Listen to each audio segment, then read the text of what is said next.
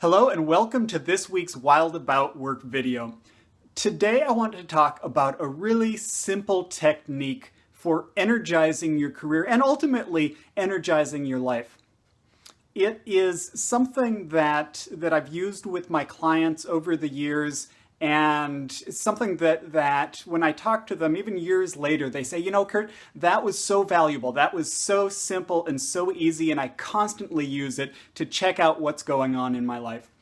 I see a lot of my work, my Passion Catalyst work, in terms of energy management. Very simple idea. How do you make decisions, make choices, take action that really leaves you feeling energized, feeling more energized? So how much energy do you have any given day, any given week, any given month, and how do you increase that energy?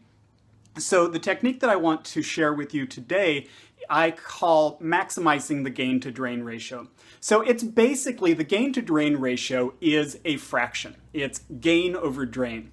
And the idea is that you want to have a big gain and a small drain. You want as much as possible of what gives you energy in your life, and you want as little as possible of what drains your energy. Now, this is not rocket science, right? This is, duh. Of course, everybody wants that. But here's the thing. People don't tend to really think in terms of that. People tend to do this broad brush picture of what's going on. If they enjoy their work, if they love their work, it's like, oh wow, I really love my job. If their job is kind of a drag, they might say, oh man, my job sucks. I just am so out of there. The reality is, reality doesn't happen in the broad brush. It really happens in aggregate. It happens multiple smaller things all fitting together to make that broad brush picture.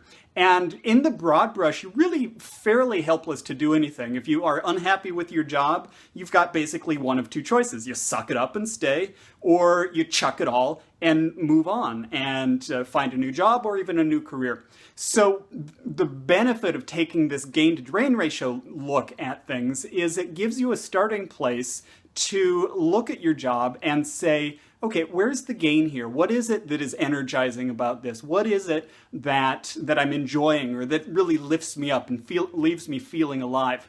Flip side of that, what is it that is going on that is really draining my energy? What do I hate about this? What leaves me feeling, kind of a little mired and stuck? What is it that just grates on my raw nerves?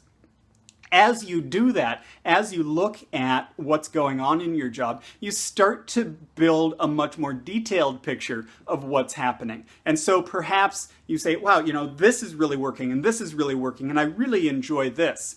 And on the flip side, you say, oh man, no wonder this drives me nuts and I'm really having a problem with this.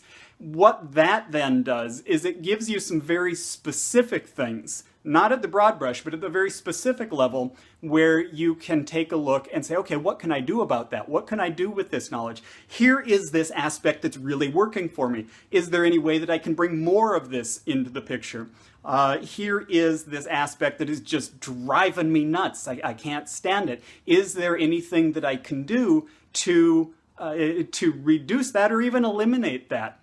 And so when you have that detailed level picture of things, you have a lot more control over what can happen. And I think that that's one of the ways that people really get stuck, is they think in this broad brush level, and because they can't make the broad brush change, they feel stuck, they feel powerless, and they feel like they can't do anything about it.